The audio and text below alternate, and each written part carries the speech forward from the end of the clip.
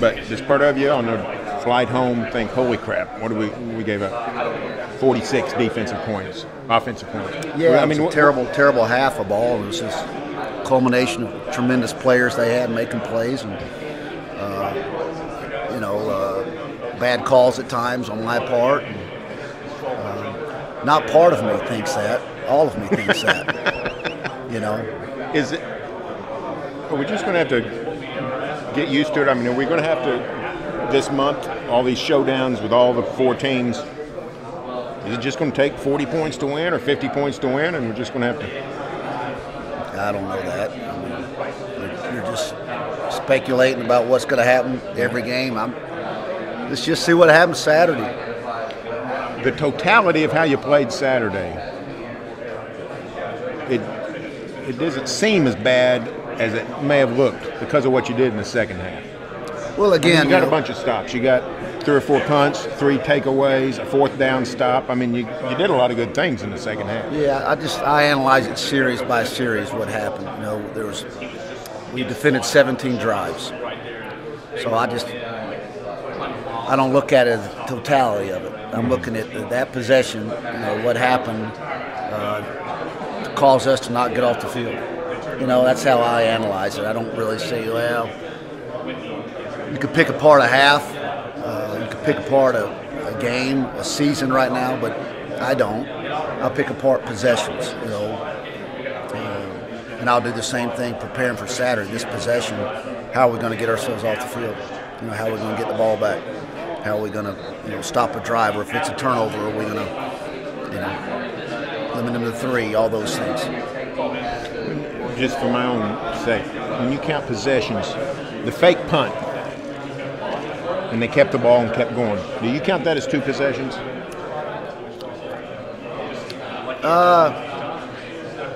What is the stat sheet? How do they? They just count it as a 4th down conversion. That's how it's. So it keeps on.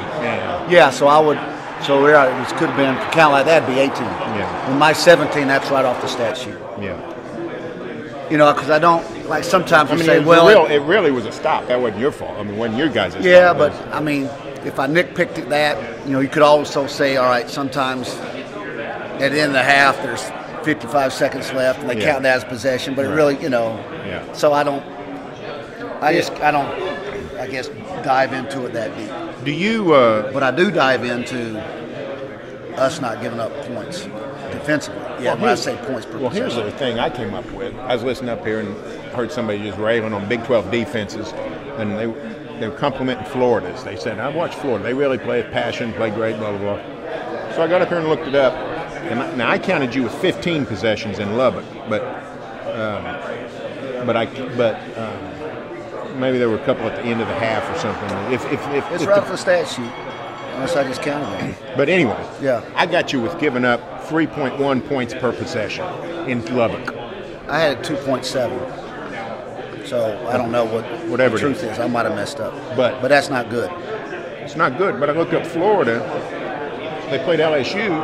They give up 3.3 points possession against the team that just lines up and hammers you. Yeah, we've been. Do you think you get a bad rap sometimes just because of the style of ball that's played in this part of the country? Not sometimes. All the time. Yeah. People just aren't educated about it. They have no idea. But I can't worry about that. All I know is how to evaluate what we do. And that's the truth, and that's the legitimacy of it. And whether others want to do it, I can't worry about what others think. But I know when we've had good days and we don't. That wasn't a good day. Right. I put that in it. Right. A lot of times this year we've been at 0.67, 0.68, 1.2. Pretty good. It was a bad game, bad half. Yep. When your offense produces like it did Saturday, how much pressure does that take off your defense? I mean, when you see, they had a rough start, but after that, they really got going in the second quarter. Thank goodness. Bunch of big plays. We weren't getting on our bunch of big plays in the fourth quarter. How much pressure does that take off the guys on defense, knowing, you know what, the offense has our back today. We don't have to try to shut these guys out. I think they look at it about what's happening at that moment in time. like say we give up a score and our offense answers right back. So maybe they were up by 10 all of a sudden. We didn't get the job done. We're down. We're trying to figure it out. We're mad at ourselves. We're all upset. And then our offense answers right back, and we're like, oh, all right, great job, guys. Now it's kind of where you're getting your motivation from. There, it's good, positive, kind of gives you some juice. Let's say our offense would have went out and fumbled it the next snap, and we're down by 10. All of a sudden, we got to stop a 30-yard field. Well, then your motivation is, all right, it's our job now. So I think hopefully they live in the moment, but it helps, yeah. I mean, it helps to know they answer back. So let's do our job now, guys. They're doing this for us. They're getting us out of this. We didn't do our job first half. We didn't get it done. Our offense is doing great. Let's do our job now, and we do that, we're gonna win this game.